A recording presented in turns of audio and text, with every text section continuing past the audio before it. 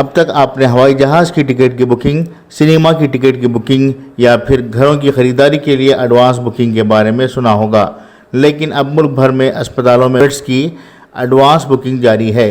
جی ہاں، یہ کوئی افسانہ یا کہانی نہیں بلکہ حقیقت ہے۔